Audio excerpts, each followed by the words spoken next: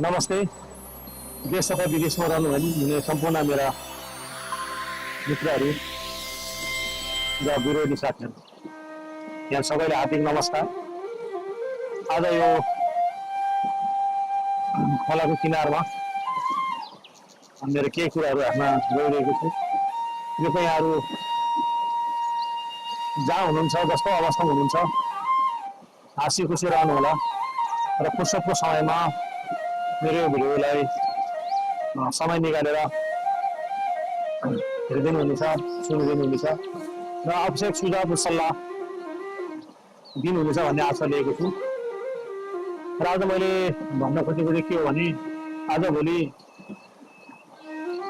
विभिन्न वित्तीय माध्यमहरू र छापा माध्यमहरू, विशेष गरी सामाजिक विभिन्न पत्र पत्रिकाहरू, युट्युब, इन्स्टाग्राम लगायतै सबै ठाउँमा जताततै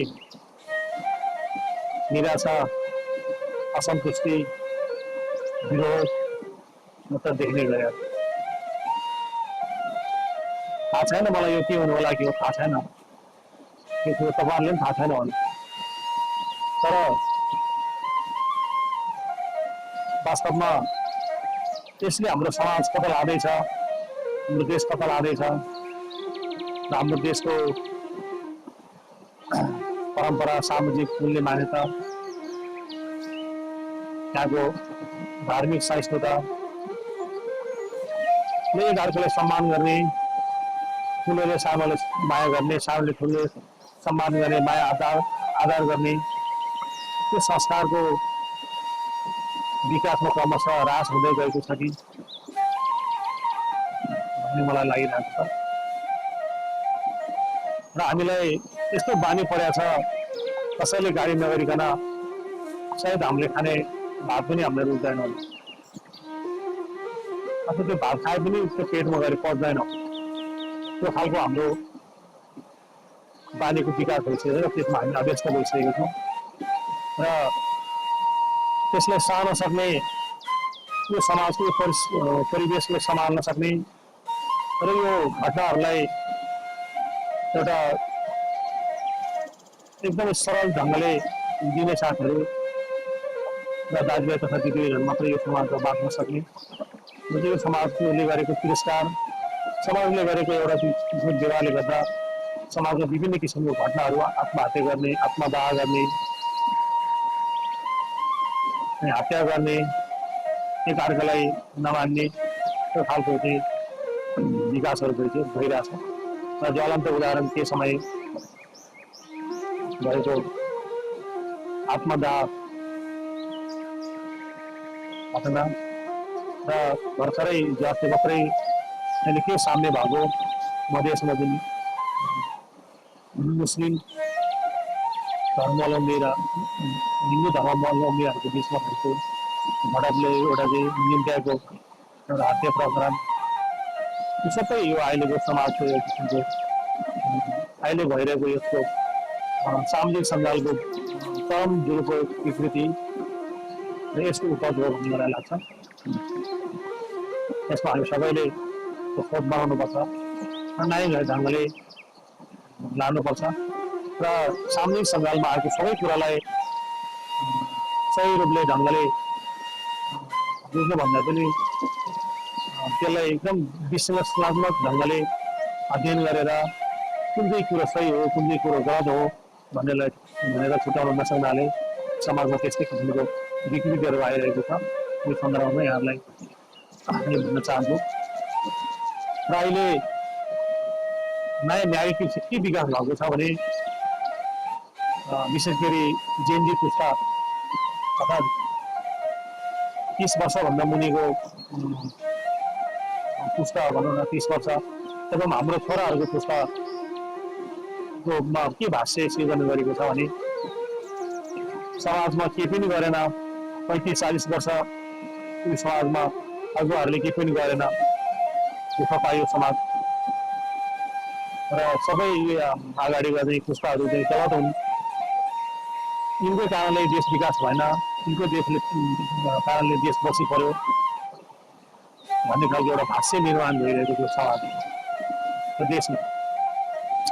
जहाँसम्म लाग्छ यो तपाईँले भन्नुभएको कुरा, तपाईँहरूले भन्नुभएको कुरा के हातसम्म सही होला तपाईँको नजरमा, तर यो सबै चिज तपाईँ विश्लेषण गर्ने हो भने, अध्ययन गर्ने हो भने र फर्केर विगतलाई हेर्ने हो भने तपाईँले भने जस्तो त्यति ठुलो समस्या मलाई लाग्दैन। र यो अहिलेको सामाजिक सञ्जाल र के तत्त्वहरूले खेलेको कारणले गर्दाखेरि त्यसको शिकार तपाईँहरू बन्दैछ भन्ने मलाई लाग्छ। मलाई किन यो लाग्छ भन्दाखेरि हामीले हाम्रो समाजलाई बुझ्नुभन्दा पहिला, हाम्रो देशलाई बुझ्नुभन्दा पहिला हाम्रो सामाजिक परम्परा, मूल्य मान्यता, हाम्रो इतिहास, हाम्रो भूगोल, हाम्रो देशको यो जुन हिमाल पहाड तराईको संरचना, त्यसलाई हामीले बुझ्नु जरुरी छ। र हाम्रो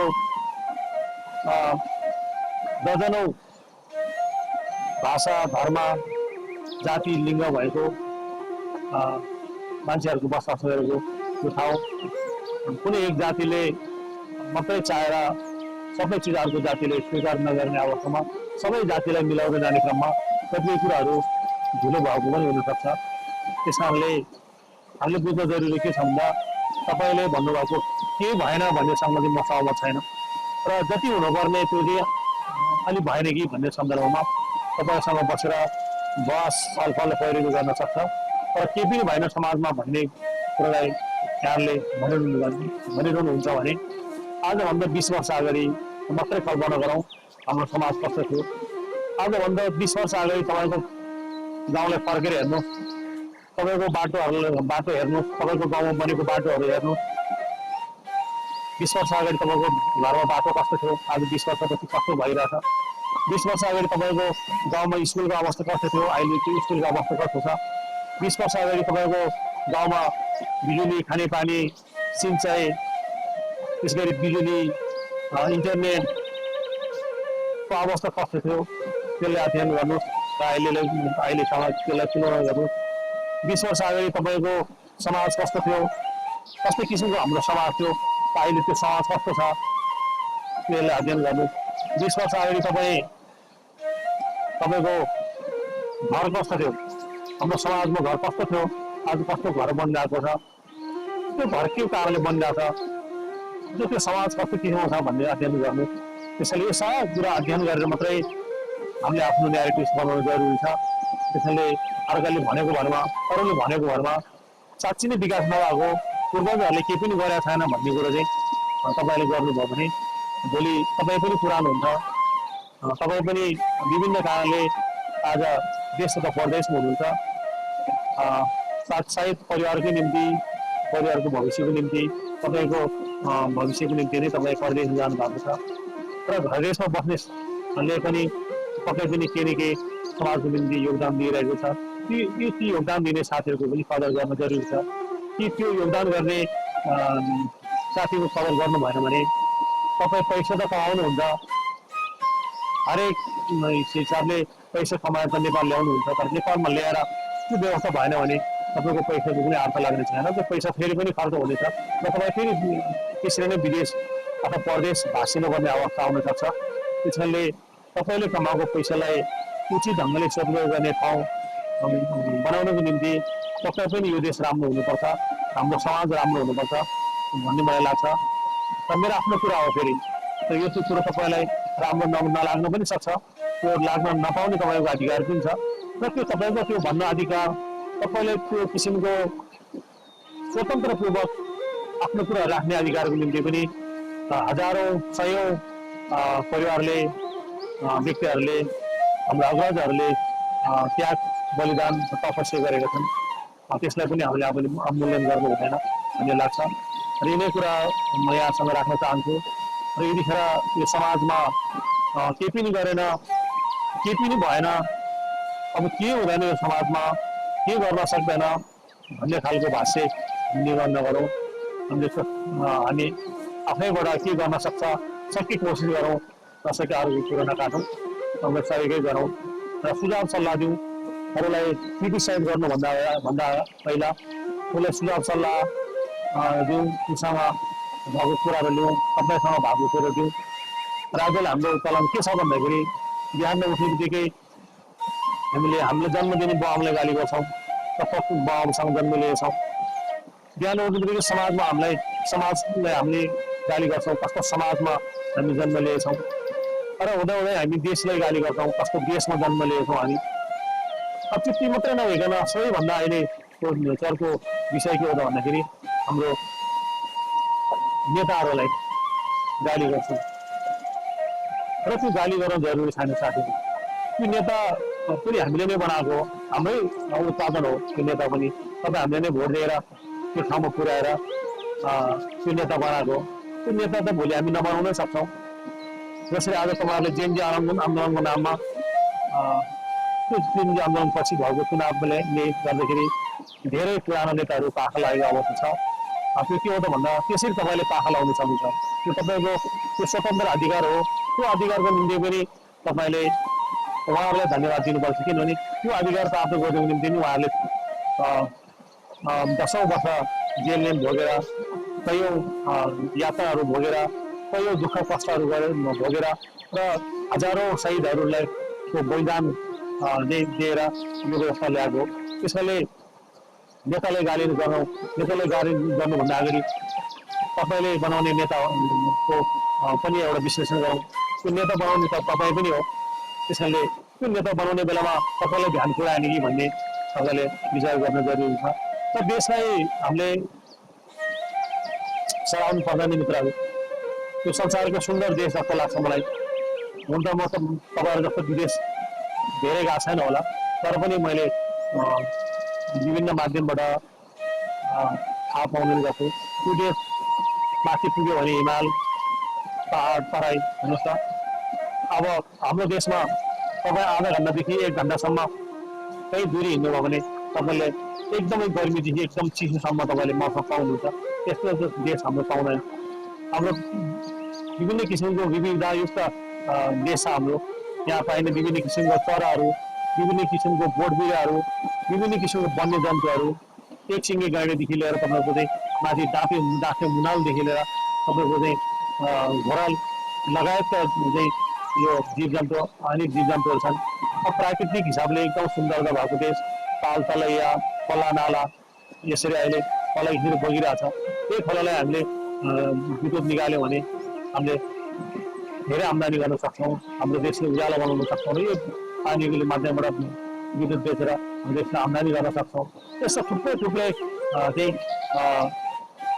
हाम्रो के अरे प्राकृतिक स्रोतहरू छन्। त्यसैले यो स्रोतलाई सदुपयोग गर्न सक्यो भने हाम्रो देश उज्जवल छ।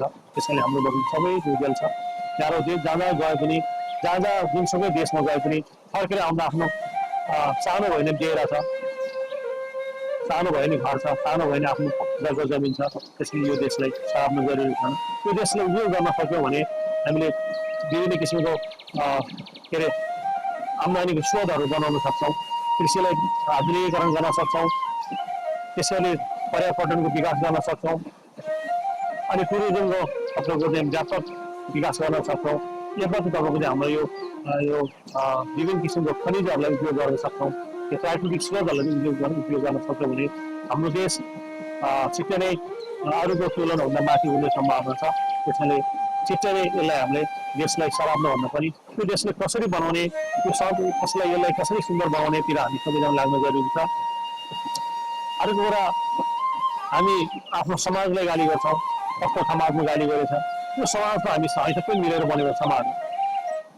व्यक्ति मिलेर घर बन्छ, घर बनेर परिवार बन्छ, परिवार मिलेर समाज बन्छ। त्यो समाजको विभिन्न रूप गाउँ हुँदै, नगरपालिका हुँदै, जिल्ला हुँदै, अञ्चल प्रदेश हुँदै सङ्घ हुने हो, यो देश बन्ने हो। त्यसले त्यो देश बन्ने नबन्ने कुरा अब हाम्रो समाजले निर्भर गर्छ। त्यसले हाम्रो समाजलाई हामी कस्तो बनाउने, समाजलाई लफाङ्गा लुचो लफाङ्गा होइन, विकृतियुक्त समाज, चोर डाका, विभिन्न किसिमको भ्रष्टाचारी होइन, त्यसरी तपाईँको व्यक्ति मात्रै गर्ने खालको समाज बनाउने हो कि एउटा सभ्य समाज बनाउने, त्यो तपाईँ एकजनाको पनि ठुलो भूमिका रहन्छ। त्यसैले त्यो समाजलाई गाली गर्नुभन्दा अगाडि त्यो समाजमा तपाईँको भूमिका के रह्यो, तपाईँले त्यो समाजलाई खेल्नुपर्ने भूमिका तपाईँले खेल्नु भएको छैन भन्नेतिर पनि ध्यान दिनु। त्यसैले समाजलाई गाली नगर्नु। अर्को कुरा, सबैभन्दा बढी हामी गरिब भयौँ, कस्तो दरिद्र ठाउँमा जन्मेछौँ भनेर आमा बाबालाई गाली गर्छौँ। आमाबाउले गाली गर्न जरुरी छैन।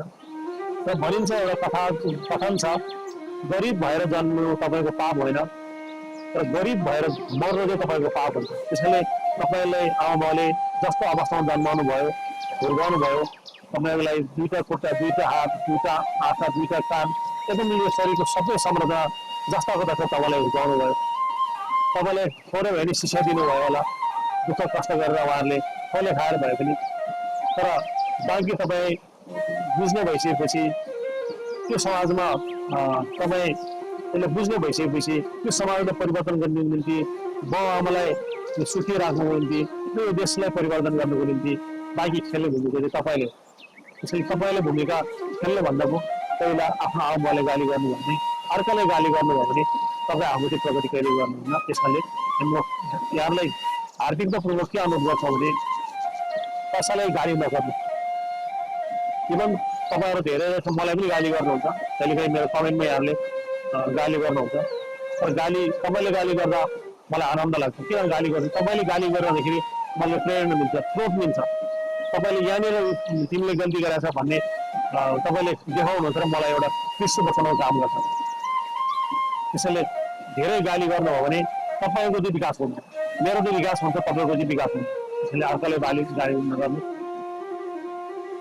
सुझाव सल्लाह दिनु, यसो गरौँ भन्नु, यसो गरेर कसो होला भन्नु, सुझाव सल्लाह लिनु। यसरी हामी अगाडि बढ्यौँ भने हाम्रो समाज समुन्नत बनाउन सक्छौँ। त्यसैले सम्पूर्ण मित्रहरू, केही पनि भएन, हाम्रो समाजमा केही पनि भएन भन्ने खालको हास्य खडा नगरौँ। र तपाईँको सबैको हातमा मोबाइल छ, अहिले संसार तपाईँको हातमा छ। यो संसारले कस्तो बनाउने भन्ने कुरो तपाईँको हातमा छ। त्यसैले तपाईँको हात सही ठाउँमा चलाउनुपर्छ र सही ठाउँमा तपाईँको हात पुग्नुपर्छ। र हिजो सबैभन्दा ठुलो शक्तिशाली कलम भन्थ्यो, अहिले कलम होइन, तपाईँको मोबाइल हो। जो जहाँसँग मोबाइल छ त्यो मोबाइलको माध्यमबाट समाज परिवर्तनमा तपाईँको पनि भूमिका हुन्छ। त्यसैले तपाईँले खेल्ने भूमिका, तपाईँले लेख्ने त्यो लेख, तपाईँले बोल्ने त्यो शब्दले तपाईँको समाज परिवर्तन भयो कि भएन, तपाईँको परिवार परिवर्तन भयो कि भएन, तपाईँको यो देश परिवर्तन तपाईँको त्यो भूमिका खेलेन भन्ने कुरोलाई ठुलो भूमिका खेल्छ। त्यसैले आदरणीय सम्पूर्ण मित्रहरू, जो जति मेरो सञ्जालमा जोडिनु भएको छ, मेरो फेसबुकमा जोडिनु भएको छ, मेरो टिकटकमा जोडिनु भएको छ, मेरो युट्युबमा जोडिनु भएको छ, यहाँहरू सबैलाई धन्यवाद दिन चाहन्छु। र यहाँ सबैले मेरो राम्रो नराम्रो भिडियो हेर्नुहुन्छ, कमेन्ट गर्नुहुन्छ, त्यो सुझाव सल्लाह दिनुहुन्छ। त्यो सुझाव सल्लाहको निम्ति यहाँहरूलाई धेरै धेरै धन्यवाद दिन चाहन्छु। र अझै यहाँहरूको सुझाव सल्लाह पाइराखौँ। यहाँहरूको त्यो सुझाव सल्लाह पृष्ठपोषणले आगामी मेरो यात्रा, मेरो कामलाई सजिलो होस्, मैले खेल्ने भूमिकामा अझ सकारात्मक होस् भन्ने चाहन्छु। र तपाईँहरूलाई नयाँ नयाँ खालको एउटा ज्ञान पस्किन सकौँ, यही कुरा राख्न चाहन्छु। र जो जसले मेरो फेसबुकमा, मेरो युट्युबमा, मेरो टिकटकमा फलो सब्सक्राइब गर्नुभएको छ, यहाँ धेरै धेरै धन्यवाद दिन चाहन्छु। र विशेष गरी आज म खुसी छु, मेरो फेसबुकमा यहाँहरूले 10,000 भन्दा बढीले मलाई फलो गर्नुभएको छ। र मेरो यो युट्युबलाई यहाँले मोनिटाइज गराउनु भएको छ, यहाँलाई धेरै धन्यवाद दिन चाहन्छु। आगामी दिनहरूमा मेरो यहाँहरूले मेरो भिडियो हेरिदिनुहुनेछ र मेरो लेखलाई हेरिदिनुहुनेछ, आफ्नो सुझाव सल्लाह दिनुहुनेछ। र अझ यसले मलाई अगाडि बढ्नको निम्ति र मैले खेल्नुपर्ने समाजमा मैले सकेको भूमिका खेल्नको निम्ति यहाँले सुझाव सल्लाह दिनुहुनेछ। र अन्तमा फेरि पनि यो नयाँ भिडियोमा, यो नयाँ कुरामा यहाँहरूले आफ्नो सुझाव सल्लाह दिनुहुनेछ। र यो मन पऱ्यो भने यसलाई सेयर गर्नुहुनेछ। मेरो कोही नयाँ हुनुहुन्छ भने यो सुनेर मेरो फेसबुकलाई फलो गर्नुहुनेछ, टिकटकमा फलो गर्नुहुनेछ भन्ने आशा राख्दै यहाँहरू सबैलाई आफ्नो ठाउँमा जे जसरी बस्नु भएको छ राम्रोसँग बस्नु होला। जुन पेसा गर्नु भएको छ त्यो पेसालाई सम्मान गर्नु होला। पेसा कुनै पनि पेसा सानो वा ठुलो हुन्न। त्यो पेसाले तपाईँको परिवार चलेको छ, त्यो पेसाले तपाईँको जीवन चलेको छ, त्यो पेसाले तपाईँको भविष्यको नारीहरूको भविष्य बनेको छ भने त्यो पेसालाई तपाईँले सम्मान गर्नु जान्छ। चाहे तपाईँले लेबरै तपाईँले किन नाली नै किन नछोड्नु। त्यसैले त्यो तिमीले पैसा आउने चिज हो, हरेक चिज पैसा आउने। तपाईँको परिश्रमले यदि पैसा आउँछ भने हरेक चिज गर्नलाई तपाईँ पछि पर्नु हुँदैन। र तपाईँ मैले यो काम गरेको छु, मैले अरूले भन्न देखाउनु हुँदैन, त्यो काम मेरो अरूले देख्न लागेको काम होइन भन्न जरुरी छैन। त्यो काम तपाईँको पेसा, तपाईँहरूले सम्मान गर्न राख्नुपर्छ।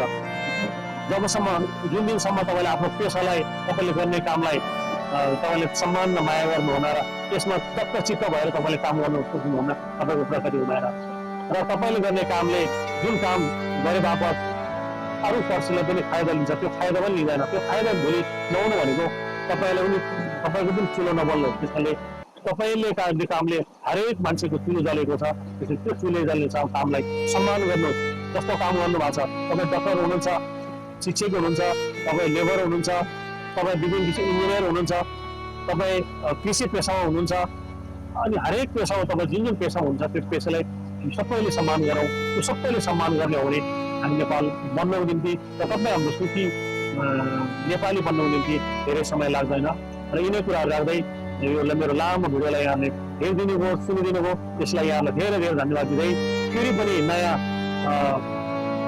कुनै कन्टेन्टको साथ यहाँहरू समझ फेरि पनि भेट्ने बाटोसहित आजलाई छुट्याउन चाहन्छु हस्त धन्यवाद यहाँहरू सबैको दिन मङ्गलमय रहोस् धन्यवाद